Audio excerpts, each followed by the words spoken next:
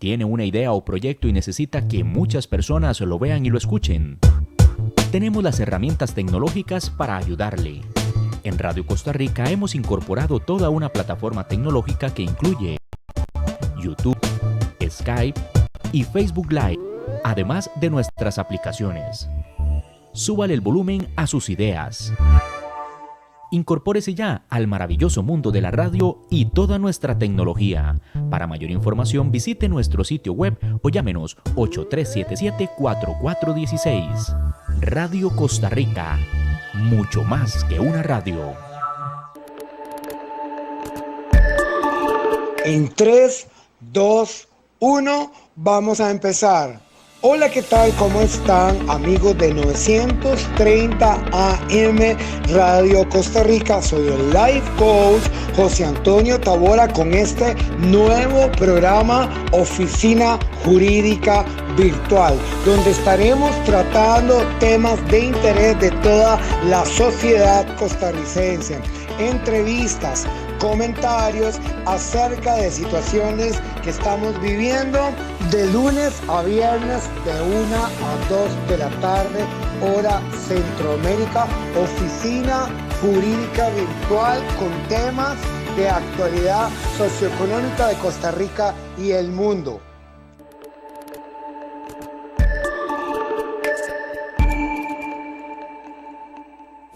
Today, more compromise to accomplish our task in this generation. To reach your heart, we go through provinces, villages, and neighborhoods. Next, a word of life, restoration, and hope by the life coach, José Antonio Tabora. Today, more compromise to accomplish our task in this generation. To reach your heart, we go through provinces, villages, and neighborhoods. Next, a word of life, restoration, and hope by the life coach, José Antonio Tabora.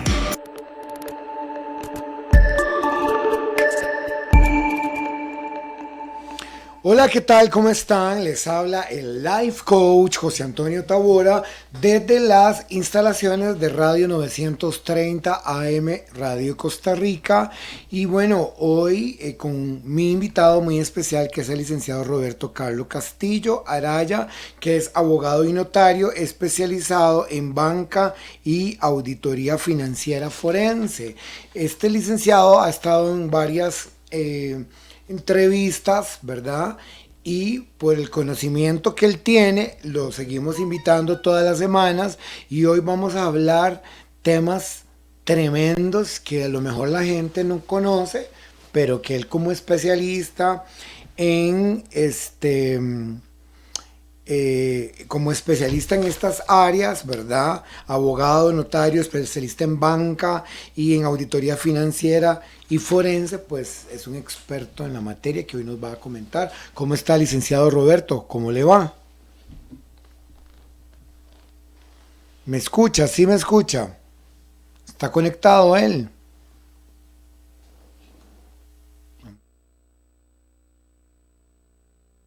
No escucha. Bueno, les comentaba que el licenciado don Roberto Carlos Castillo Araya es abogado y notario y especialista en banca y auditoría financiera forense. Delitos económicos, todas esas partes son las partes que él conoce y que es especialista en la materia.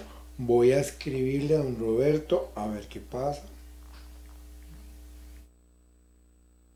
Al aire. ¿Me escucha, licenciado Roberto Carlos?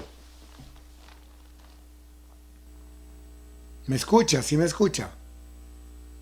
¿No me escucha? Parece que no me escucha, ¿verdad? Estaba comentándoles que varios miércoles don Roberto Carlos ha venido dándonos la asesoría en sus especialidades, aclarándonos mitos, aclarándonos situaciones que necesitamos hablar. ¿Sí me escucha él? En cabina usted, él me escucha, ¿no me escucha? No me escucha, ¿verdad él? Ahorita no, yo no tengo audio, yo no los escucho. Ahora sí lo escuchamos a usted. Don Roberto, ¿usted me está escuchando? Yo sí lo escucho ahora. Ya Roberto Carlos les estaba contando, Carlos Castillo Araya es especialista en banca y auditoría financiera forense, ha venido dándonos todos estos miércoles una gran asesoría de su gran conocimiento que tiene él, y hoy queremos hablar sobre esto del cementazo y de la caja Fisher. ¿Usted me escucha, licenciado? ¿Cómo están? ¿Cómo están? Ahora sí, le está haciendo la promoción, ¿verdad? De todo su trabajo y de todo su conocimiento. Estaba comentando de que hoy vamos a hablar de este tema, que es un tema de controversia, pero que todavía sigue siendo de interés público. Cuéntenos un poco, ¿cómo le va? Buenas tardes.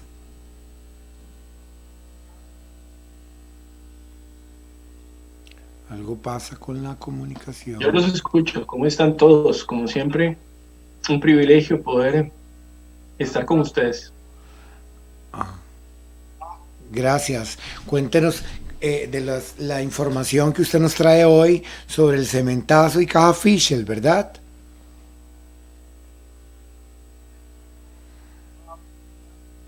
Buenas, saludos a todos primero. Qué bueno, pues poder estar nuevamente con ustedes. Gracias, don José. Siempre es un...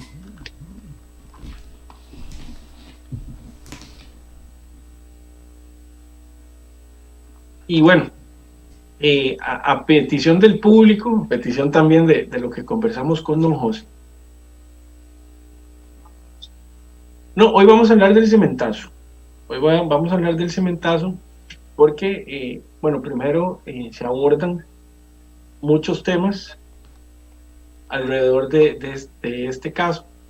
Y bueno, principalmente porque para muchos es el escándalo de corrupción de la historia en Costa Rica. Creo que sí es uno de los más grandes, por lo menos que se ha podido dar, pero es importante tal vez poder delimitar un poco lo que hace atípico el caso del cementazo. Primero, tenemos que tener claro que hay dos cosas inusuales que se dan alrededor de este caso. El primero de ellos es que hay una modificación a una norma que regulaba la importación del cemento. Y otro hecho relevante es el otorgamiento de créditos de manera irregular a un tercero involucrado, que en este caso pues todos sabemos que es el señor Juan Carlos Bolaños. Estos créditos llegan a la suma alrededor de 45 millones de dólares. ¿Y qué es lo que hace que esto sea una situación compleja desde el punto de vista de análisis? Bueno, porque tenemos los tres poderes de la República implicados, tenemos alrededor de 26 funcionarios públicos involucrados en la operativa de este caso, y pues eso conlleva una gran investigación por parte de la Fiscalía. Otro tema importante que tenemos que tener claro es que esta no es una sola denuncia, sino que hay varias denuncias que son parte del famoso escándalo del cementazo. Ahora, hagamos un pequeño resumen de qué es lo que pasa.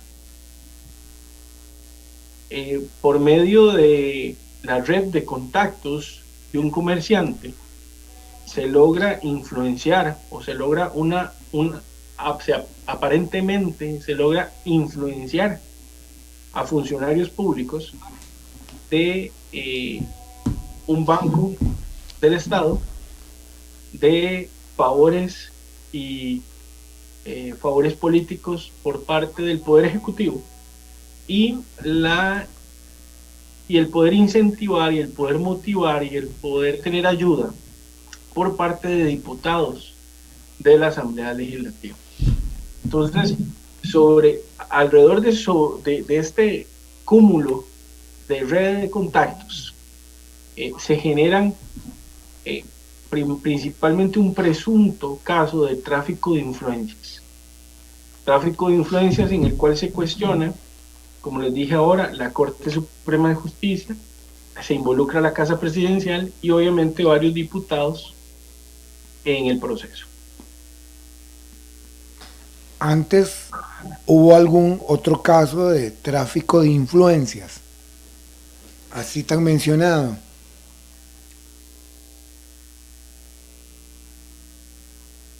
Por ejemplo, el Banco Anglo, eso fue también tráfico de influencias.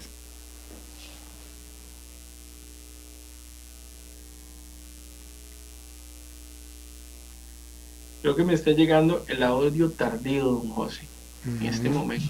Sí, yo le preguntaba que el tráfico de influencia, ¿hay algún otro caso tan sonado como este Sí. de tráfico de influencia? Sí hay casos de tráfico de influencias.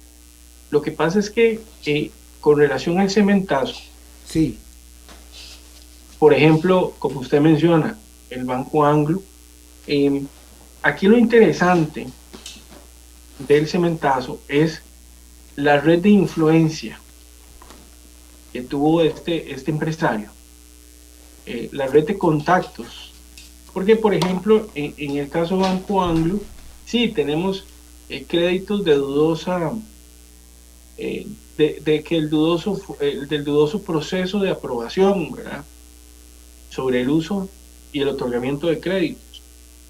Pero aquí vamos más allá, no solo del otorgamiento de créditos, sino también entramos al favoritismo, a que había funcionarios que desde el punto de vista familiar fueron parte o formaron parte o estaban formando parte del proceso de negociación. Hablemos, por ejemplo, algo que son dos hechos diferentes, pero tienen relación. Hay que verlos independientemente, pero tienen relación. La apertura del mercado de cemento. O sea, había una ley que beneficiaba, un reglamento que beneficiaba la importación a dos empresas en Costa Rica. En ese momento eran Holcim y Cemex. Pero por medio de una modificación que se hace dentro de la normativa del mercado de cemento, que es incentivada por Juan Carlos Bolaños, ese reglamento se modifica y le permite a una tercera empresa llamada Sinocem Costa Rica, que es parte del grupo de Juan Carlos Bolaños, el poder llevar a cabo la importación de cemento chino. Entonces aquí entra un tema importante, porque aquí puede relacionarse el hecho de cómo se pudo influir a un ministerio y un reglamento, parte de la Cámara de Importaciones, a que modificaran y beneficiaran lo que estaba solicitando Juan Carlos Bolaños en ese momento. A raíz de eso es que Juan Carlos Bolaños solicita créditos por un monto de 3.5 millones de dólares. 20 millones eran para importación y 10 millones de dólares era para la nacionalización del cemento. 1.5 millones era para capital de trabajo. ¿Y qué pasa? Que con base en el informe que hace la Superintendencia General de Entidades Financieras, hay irregularidades en la aprobación de esos créditos. ¿Qué? ¿Cómo qué irregularidades? ¿Irregularidades de qué tipo? Bueno, todos los préstamos necesitan una justificación, necesitan contratos que verifiquen que la información contable, financiera y comercial que se está entregando sea la correcta, sea idónea para el otorgamiento del crédito. Bueno, hubo irregularidades que determina la SUGEF, que comienzan en los créditos a partir de los 3.5 millones que se generaron inicialmente, a tal punto que de esos 38.5 millones de dólares que se giraron, son devueltos a las cuentas de Juan Carlos Bolaños 12.7 millones de dólares. Y ese dinero permanece en sus cuentas por un plazo determinado, 6-7 meses, y después él devuelve ese dinero al banco. Entonces, esas irregularidades de que los dineros también hayan sido devueltos son realmente una alerta de que realmente el procedimiento que pudo haber seguido el Banco de Costa Rica en la aprobación, gestión y otorgamiento del crédito no fue de la mejor manera. ¿Usted sabe cómo fue que a él lo empezaron a investigar? También tenemos claro que hay un audio, Sí. y que es el que hace este escándalo, en el cual participa uno de los miembros del banco junto con don Juan Carlos Bolaños, donde él dice que va a denunciar al banco y en fin, ahí comienza toda una trama, sí, a raíz de este audio, en la cual pues hoy pues están inmersos gran cantidad de personas. Muchas de esas personas eran como amigos de este señor, eran gente que por amiguismo, o sea, esto, ¿usted cree que haya sido por medio de una fiesta de trago, de un almuerzo? ¿Cómo se habrá dado todo este procedimiento? Porque es mucho dinero, o sea, eran gestiones de dineros en los cuales obviamente él no calificaba para poder recibir esa cantidad.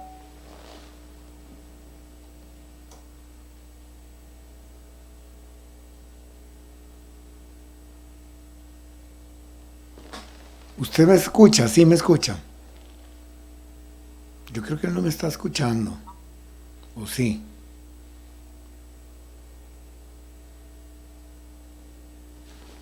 Don Roberto, ¿será que esto fue en mesa de tragos, mesa de comidas, almuerzos, cenas, desayunos y que de un momento a otro apareció? No podría decir de manera responsable, don José, qué tipo de vínculos o amistades podría tener Juan Carlos Bolaños con los funcionarios públicos involucrados. Sí. Lo que sí se puede notar es que él logra tener un alcance inusual. Ok, y ese alcance inusual, con referente a otros casos, como por ejemplo... Y probablemente tuvieron que haber compartido de alguna forma conversaciones hasta temas sociales.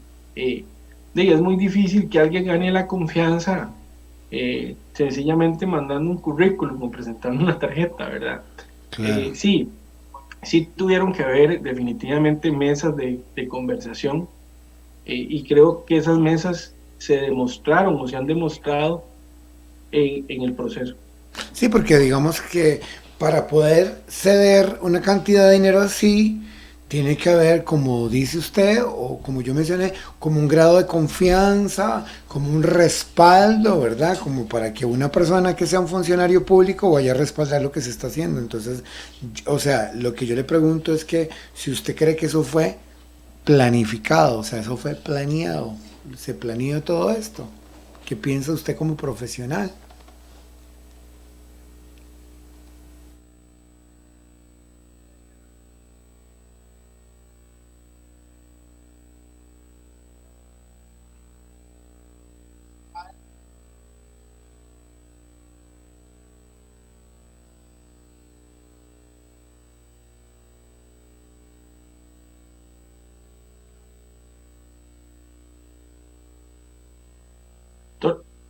Totalmente hay una planificación, hay un orquestador de esto, hay un común denominador, que es Juan Carlos Bolaños. Todo gira alrededor de los contactos, de las conversaciones que el empresario logra y el alcance que él tiene hacia funcionarios de todos los poderes. Recordemos que dentro de todas las denuncias que hay una denuncia contra el presidente del Poder Judicial, Carlos Chinchilla Sandí, contra el magistrado de la Sala Tercera, que fue Celso Gamboa, contra el fiscal general.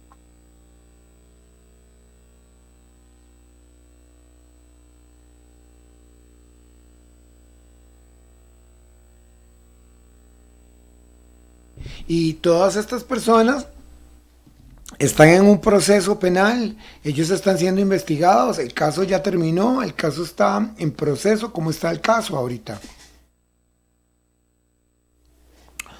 Vamos a ir a un corte y ya regresamos con más de Life Coach, Oficina Jurídica Virtual. tal? ¿Cómo están? Les habla el Life Coach José Antonio Tabora desde las instalaciones del canal Visión América para invitarte a mi programa de lunes a viernes de 10 a 10:30 de la mañana, hora Centroamérica. Estaremos tratando temas de motivación y este programa será de interés para usted, para que usted pueda renovarse y automotivarse. No te lo puedes perder, de lunes a viernes de 10 a 10:30 de la mañana, hora Centroamérica. Cada día más comprometidos para cumplir con nuestra asignación en esta generación. Cruzamos provincias, pueblos y barrios para llegar hasta su corazón. A continuación, una palabra de restauración, de restitución y de vida. Soy Life Coach José Antonio Tabora. El esfuerzo. Josué 1:9 dice: mira que te mando que seas muy valiente, no temas ni desmayes, siervo del Señor. El Señor estará contigo a donde quiera que vayas, pero dice: no temas. ¿Y qué es no temer? A veces entramos en angustia, en desesperación, pero no queremos esforzarnos. Y Dios nos llama a esforzarnos una milla más, una milla más, una milla más. Si hay esfuerzo, hay gloria. Si hay esfuerzo, hay recompensa. Pero a veces no nos queremos esforzar. Queremos que todos nos los pongan en la mano. Y si ya nos esforzamos, entonces no queremos hacer más de lo que ya estamos haciendo. Porque haga cosas que a lo mejor usted antes no iba a hacer. Y esfuércese. Dios va a ver tu esfuerzo. Dios va a ver lo que estás haciendo para esforzarte, lo que estás haciendo para recibir, lo que estás haciendo para arrebatar. Pero la batalla es propia. Usted no puede darle la batalla a otros para que otros hagan tu batalla. No. Tu batalla es tuya, entonces tienes que esforzarte. Pero a veces no nos queremos esforzar y yo estoy hablando de un esfuerzo espiritual. Sí, claro que sí. Un esfuerzo espiritual. Tus rodillas traen respuesta. La oración trae dirección. El ayuno trae esfuerzo. La vigilia trae corrección.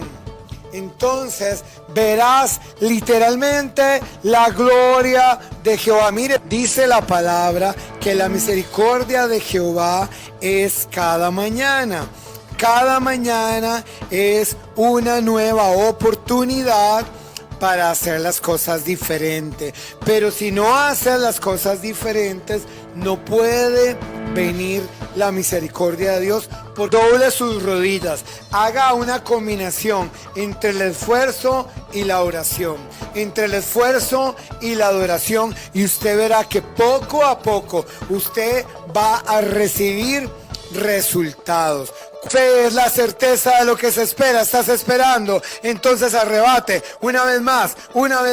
El esfuerzo va a valer la pena porque usted va a ver la misericordia de Jehová en usted, la gracia de Jehová en usted. Estamos en el programa de Life Coach, Oficina Jurídica Virtual, con José Antonio Tabora, entrevistando al licenciado Roberto Carlos Castillo Araya, abogado y notario especialista en banca y auditoría financiera forense. Estamos hablando del caso del cementazo. Le estaba preguntando al licenciado Roberto que si estas otras personas involucradas en el caso también están todavía en un proceso penal.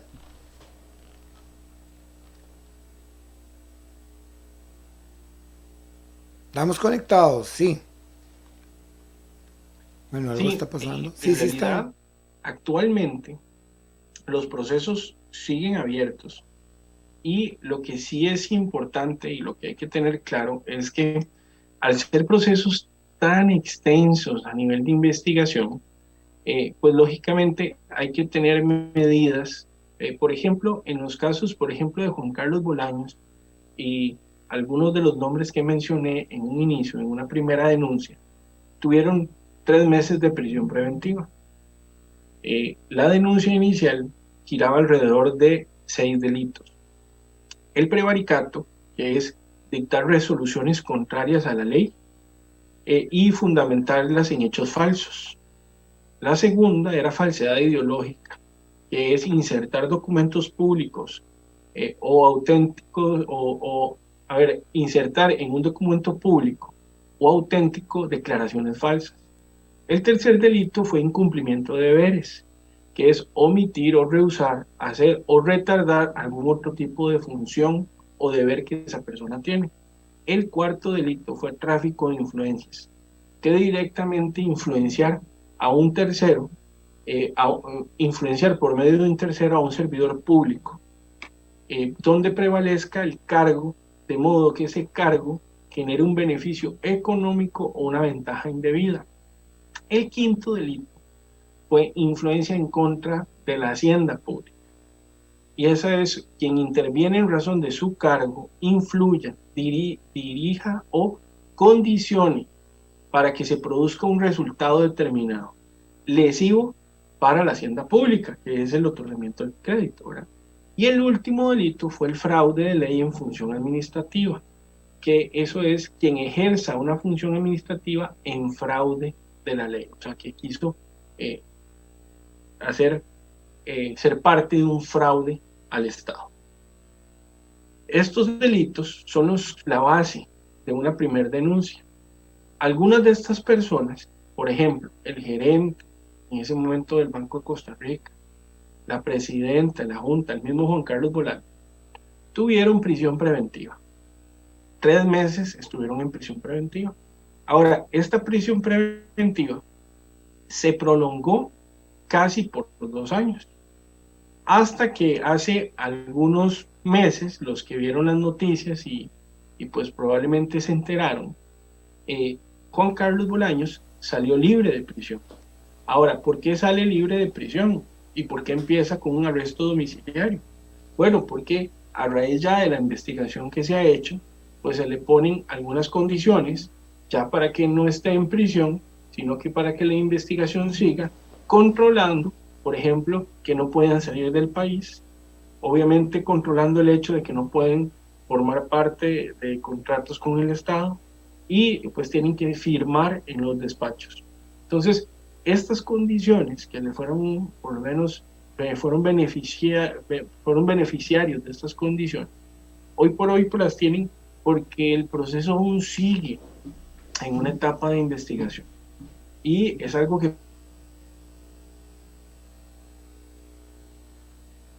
Bueno, pasa algo, se fue el audio. Ajá.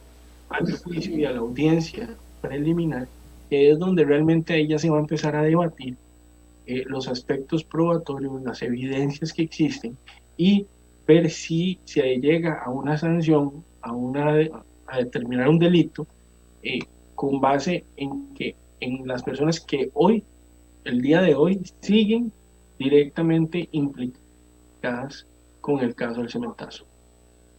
Me dijo usted que el primer delito era prevaricato y también el cuarto que era tráfico de influencia, después influencia en la contratación de la hacienda y fraude de ley en función administrativa. Usted me menciona el segundo denuncia para recordarnos, por favor. O el segundo y el tercer delito.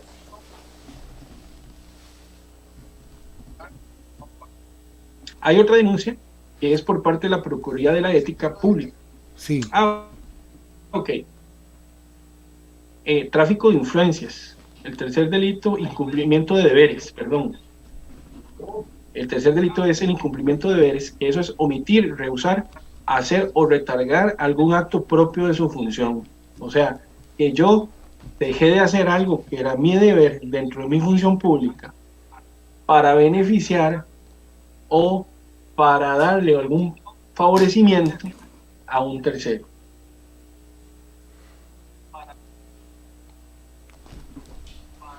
Sí, muy bien. Y ese dinero se recuperó, se perdió, no saben dónde está. ¿Alguien sabe qué pasó con toda esa cantidad de dineros?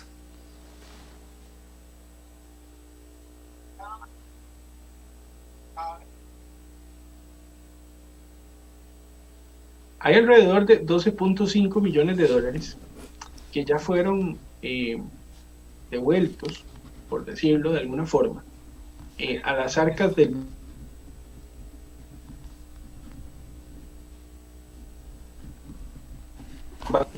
todavía se encuentran en investigación para saber cuál fue el destino de estos fondos. Recuerden que todo este proceso de investigación tiene que llevar a cabo algo que se llama el levantamiento del velo bancario. El levantamiento del velo bancario no es solo que la entidad del Banco de Costa Rica, sino las otras cuentas subsidiarias de otros bancos que tuvo Juan Carlos Bolaños puedan verse y puedan ser parte de la investigación, sino también los dineros fueron enviados hacia China, hacia Hong Kong, hacia entidades que iban a vender el producto del cemento. Y parte de esta investigación es también tener la facilidad y el apoyo del gobierno chino, de la República de China, en poder ver el resultado del destino de estos fondos. Y eso sí es un proceso, pues,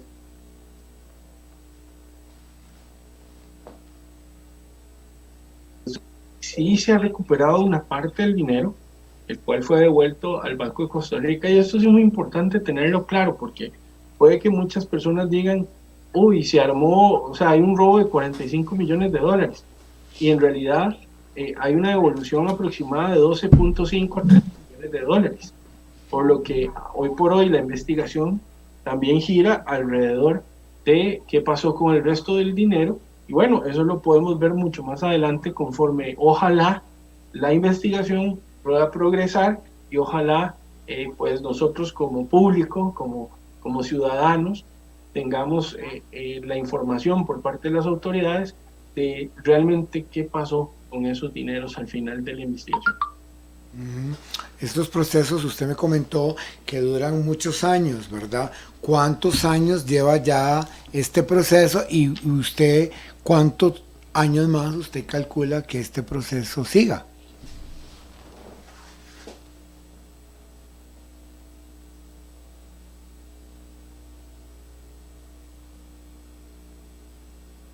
Este proceso, don José, ya lleva 3 años.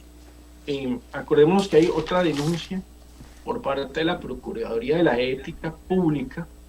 Esta denuncia se realizó en agosto del 2019 por faltas al deber de probidad. Iba en contra del exministro de Economía en ese momento, Wilmer Ramos. Hay otras denuncias que también existen, algunos funcionarios, como tráfico de influencias. Entonces es muy interesante porque hay que concatenar las denuncias, y aquí radica la habilidad de la Fiscalía para ver cuál es el camino para poder hacer concurso de estos delitos y reunir esas denuncias, o si, como lo ha hecho hasta el momento, las mantiene de manera independiente. Con base en la experiencia que se ha visto, este es un proceso que puede seguir un par de años más, y aquí lo importante es que la Fiscalía controle los plazos prescriptivos de cada delito para que no nos pase lo que hablamos la semana pasada, Sí. Que una de las principales razones por las cuales las denuncias de corrupción son impunes es porque no hay un control fidedigno de los plazos de investigación. Entonces, cuando nos damos cuenta, ya prescribió la causa del prevaricato o ya prescribió la causa de tráfico de influencias, y cada una de ellas, veamos que acabamos de ver 6 delitos en una denuncia. Entonces, sí, cada uno de ellos tiene un plazo de prescripción propio de cada delito, y tiene que ser la Fiscalía la que le lleve el pulso a esos plazos, para que en el momento en que se lleve a cabo la audiencia preliminar y la investigación prosiga y el juez le dé visto bueno a subir la investigación a juicio, no hayan prescrito las causas. Y eso para mí es lo más importante. Aquí es donde hay una responsabilidad por parte de la Fiscalía de llevarle el pulso a los plazos prescriptivos de cada causa y no tengamos otra novela más, otro drama más, en que sí hubo evidencia, sí hubo prueba, sí se podía demostrar un delito de corrupción.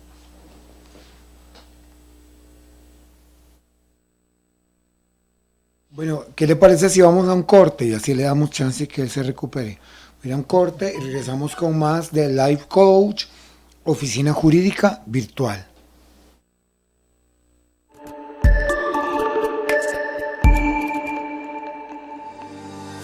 ¿Qué tal? ¿Cómo están? Les habla el Life Coach José Antonio Tabora desde las instalaciones del canal Visión América para invitarte a mi programa de lunes a viernes de 10 a 10:30 de la mañana, hora Centroamérica. Estaremos tratando temas de motivación y este programa será de interés para usted, para que usted pueda renovarse y automotivarse. No te lo puedes perder, de lunes a viernes de 10 a 10:30 de la mañana, hora Centroamérica. Hola, ¿qué tal? ¿Cómo están? Comunidad virtual del periódico La Voz de Goicoechea. Miren lo que tengo aquí, dice relax, o sea, relájese y vea smile, sonría. Hay mucha gente que está en esta época llena de dolor, llena de soledad, de angustia, de desesperación. Pasó la Navidad y lo pasó solo, no estuvo con nadie, sus padres no están, sus amigos no están, su esposa no está, su novia no está, y están llenos de conflictos emocionales. Pero yo le quiero recordar esto, mire, sonría en medio de la soledad, sonría en medio de la incertidumbre, guarde su corazón. La palabra dice, de toda cosa guardada, guarda tu corazón, porque de él mana la vida. Entonces, sonría, mire, y relájese. Viene un año lleno de cosas buenas. Y aunque vemos el mundo oscuro, ¿verdad? Aparte la oscuridad y reciba una nueva dirección. Aparte la fortaleza del mundo y reciba, mire, relajamiento que necesitamos para seguir adelante, y sonríale a la vida. Yo declaro que este año va a ser un año de victoria para usted, de gracia, de favor, de milagros, de prodigios, de perdón, de restauración y de restitución. Miren, relájese, ya toda tragedia, déjela y sonríale a la vida, que algo grande y extraordinario le va a pasar a usted. Hablo para ustedes Life Coach José Antonio Tabora. Bien, estamos en el programa de Life Coach José Antonio Tabora, Oficina Jurídica Virtual, hablando con el licenciado Roberto Carlo, ¿verdad? Sobre este asunto de las denuncias que pusieron sobre prevaricato, incumplimiento de deberes, tráfico de influencia, fraude de ley en finanzas administrativas. Y bueno, estas que ha mencionado, que se lograron recuperar 12.5 millones de dólares, y que hubo un levantamiento de un velo bancario y que el caso lleva ya 3 años. Así es, licenciado Roberto.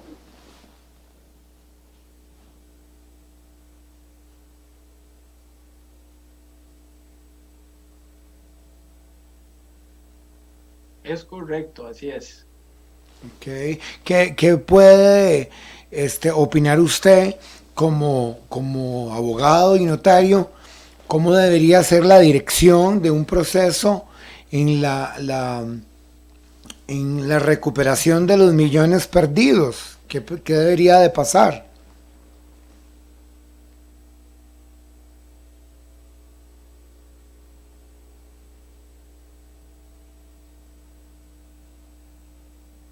Bueno, es que aquí tenemos que tener claro, don José, que hay que trabajar dentro de... Es importante marcar la estrategia de investigación.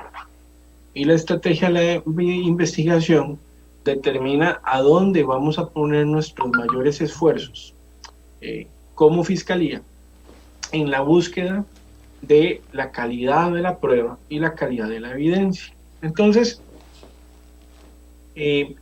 una de las estrategias o por ejemplo, se puede, en estas 3 vías que le digo, es que el equipo, por un lado, empiece a rastrear todo lo que es el íter, el camino de los dineros, para saber hasta dónde llegaron y cómo fueron utilizados. Este tipo de investigaciones nos va a ayudar a determinar dónde quedaron los dineros, de qué forma fueron usados y si se utilizaron de manera legal o ilegal, o sea, si fueron utilizados para la compra del cemento como tal, o si al final también hay una empresa que se presta para recibir una cantidad de fondos que no necesariamente eran la totalidad de una compra. Porque aquí la pregunta del millón es, ¿por qué la empresa de Hong Kong devuelve a las arcas de Juan Carlos Bolaños alrededor de 12.5 millones de dólares? O sea, eso es como que te pagué de más y entonces te lo devuelvo. Es complicado. Y ahí ya entra una empresa que no está registrada en Costa Rica y donde se ocupa colaboración de Hong Kong para poder determinar también por qué y hasta dónde se utilizaron dichos fondos. Por otro lado, otra parte de la estrategia de la investigación tiene que girar alrededor de los delitos que no están sobre la investigación del destino de los dineros, sino sobre el tráfico de influencias, el prevaricato y, por ejemplo, la parte de la hacienda pública, que es el daño.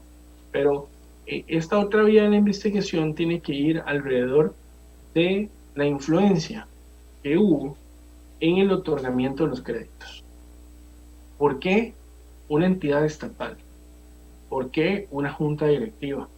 ¿Por qué miembros de un departamento, de una jefatura de crédito, omiten procedimientos jurídicamente y legalmente establecidos?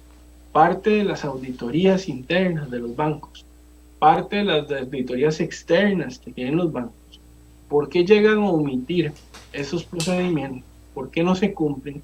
¿Y por qué defienden el otorgamiento del crédito con la plena seguridad de que el mismo se iba a destinar hacia algo que al final sigue siendo una gran pregunta?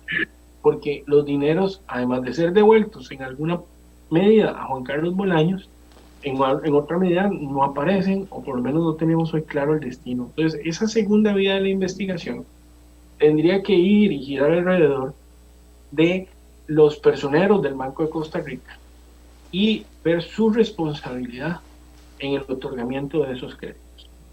La tercera vía de investigación debería girar alrededor de aquellos sujetos y funcionarios públicos que influyeron de manera indirecta, o sea, que no eran los que aprobaban el crédito, pero que sí influyeron de manera indirecta para que el negocio del cementazo se pudiera lograr. Y ahí estamos hablando de todos los involucrados, del poder ejecutivo y del poder legislativo. Los diputados que participaron, las llamadas que hicieron, las personas que atendieron, si colaboraron o no en la modificación de un reglamento para la importación de cemento, si colaboraron o no en llamadas para que miembros de créditos, miembros de junta directiva de un banco del Estado aprobaran créditos, si influenciaron y si de alguna u otra forma tuvieron parte en algunas negociaciones donde ellos podían verse beneficiados, o sus familiares o sus socios en esta negociación. Recordemos que había, por ejemplo, un hijo del gerente del Banco de Costa Rica que tenía ya una empresa destinada, vean qué interesante, un hijo del gerente del banco tenía una empresa ya destinada para la comisión de venta de cemento chino.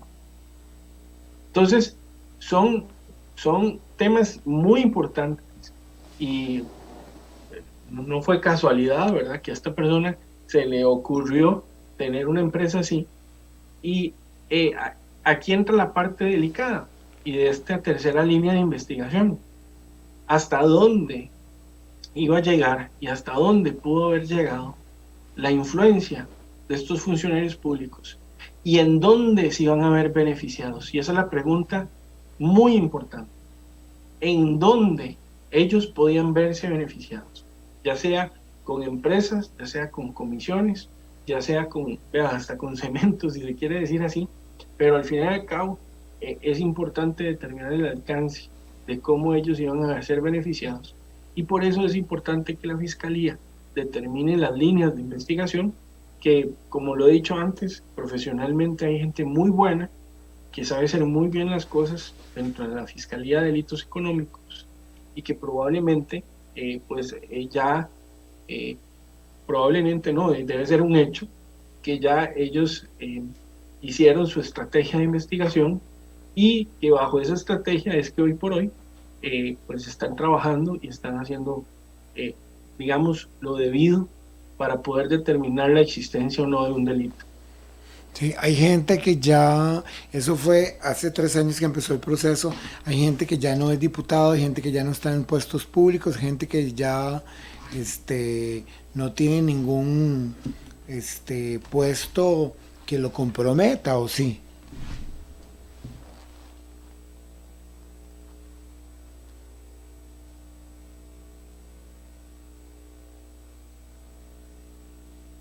Bueno, hoy por hoy las personas que eran miembros de la junta directiva del banco, por eso le digo que tiene que ser una investigación en 3 vías. Mucha está cesada de sus funciones actualmente, pero por supuesto tenemos la participación de diputados, quienes ya no son diputados y que aún así participan de la política pública, y obviamente la ley los puede alcanzar al día de hoy, aunque no sean funcionarios públicos, sí, porque estos actos los ejercieron en función de sus deberes públicos, ¿verdad? Recordemos cuando vimos el caso de el expresidente Calderón Fournier, donde uno de los alegatos que él dice en su defensa es que él cuando recibe, o la firma cuando recibe la comisión, él no forma parte y no está desempeñando una función pública. En caso contrario, estos involucrados, estos imputados, sí estaban desempeñando una función pública, sí eran parte de la estructura administrativa, y pues es muy difícil que puedan demostrar a esta altura que no eran ni diputados, ni jueces, ni fiscales, ¿verdad? Entonces, obviamente la ley, a pesar de que ya no tengan una función pública, sí los puede alcanzar y serán juzgados como funcionarios en su momento. O sea, una persona que hizo todo este plan maquiavélico, toda esta nube oscura, tiene que ser una persona muy inteligente también, ¿verdad? Aunque el negocio se le cayó, había toda una ramificación, toda una estructura, todo un procedimiento, habló con uno, habló con el otro, le dijo al uno. Esta persona seguro pensó que nunca se le iba a caer el negocio.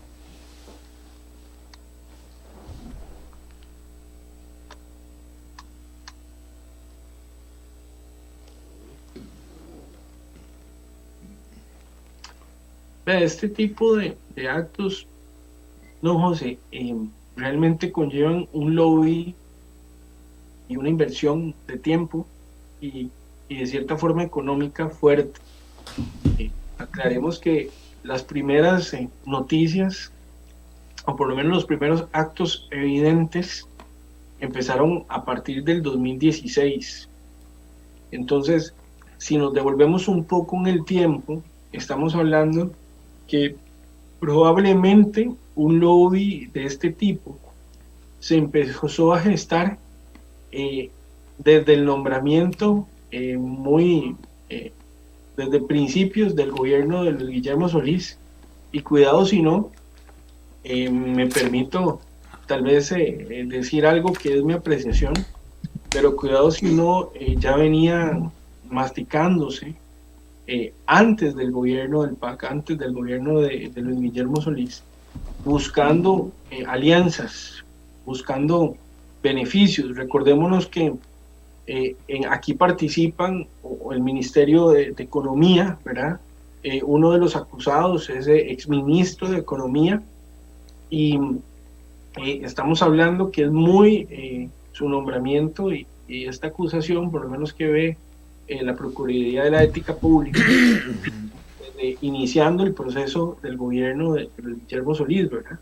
Entonces, probablemente, es muy probable, por la logística, por el alcance y por la red de contactos que tiene este imputado, que ya venía hace mucho tiempo masticando, planeando, planificando, reuniéndose, y vean que él logró reunirse con las personas indicadas, o sea, eran las personas que podían hacer un cambio, que podían realmente influenciar, que lo hicieron, o parece que lo hicieron. Hay una aparente influencia, que esa al final la va a determinar un juez, pero definitivamente este tipo de actos se enmarañan con mucho tiempo, de forma muy profesional, de forma muy alcanzando orbes altas en la función pública, que se logró, o sea, vean que y que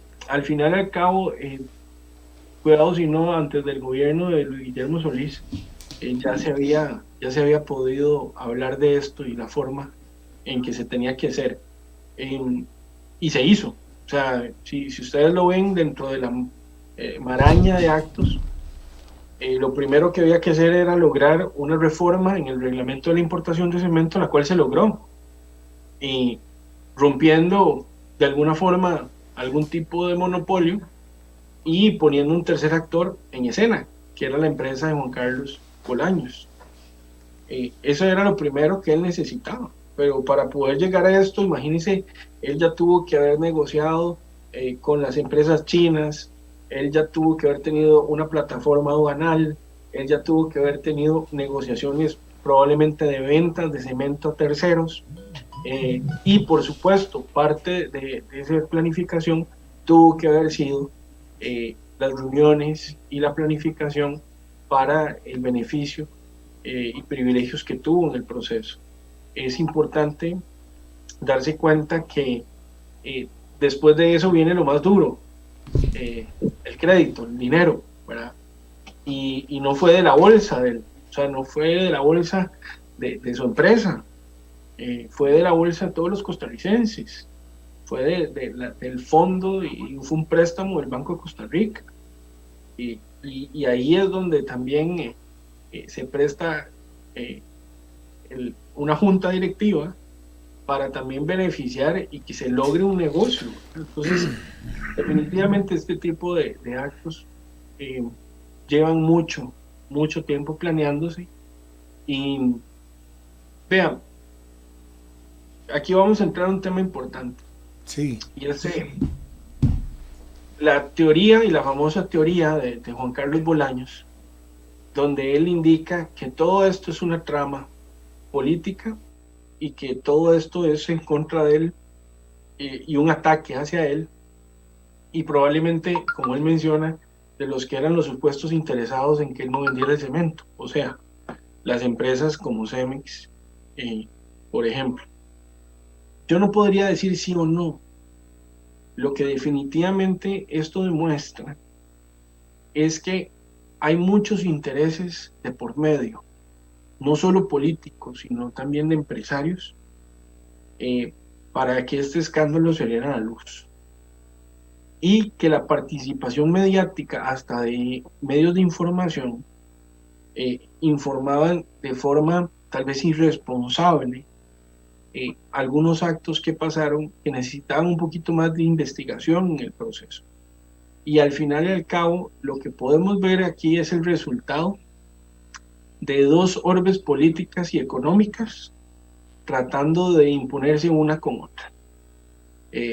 Una red de corrupción de una nueva política, de un nuevo gobierno, uniéndose a otros políticos, y una red económica muy posicionada en un mercado, tratando de obstaculizar que otro nivel de empresario fuera parte de este comercio, utilizando la influencia política y alguna que otra maraña también, como ya lo vimos, para poder entrar en este mercado, y que obviamente es un mercado muy bueno, muy rentable, y que pues de alguna u otra forma Hoy por hoy, pues algunos siguen teniendo parte de ese monopolio y siguen siendo beneficiados. Algunos empresarios, como también políticos, que participan y sus familias son parte de estas grandes empresas de ventas en línea.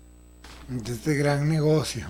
Bueno, queremos agradecer al licenciado don Roberto Carlo por su participación, especialista en delitos económicos de cuello blanco también, ¿verdad? Don Roberto Carlo ha venido aportando su conocimiento como especialista, ¿verdad? Él es abogado y notario, especializado en bancas y auditoría financiera forense. Muchísimas gracias a todos los radioescuchas desde 930 AM Radio Costa Rica. Habló para ustedes José Antonio Tabora, Life Coach, Oficina Jurídica Virtual.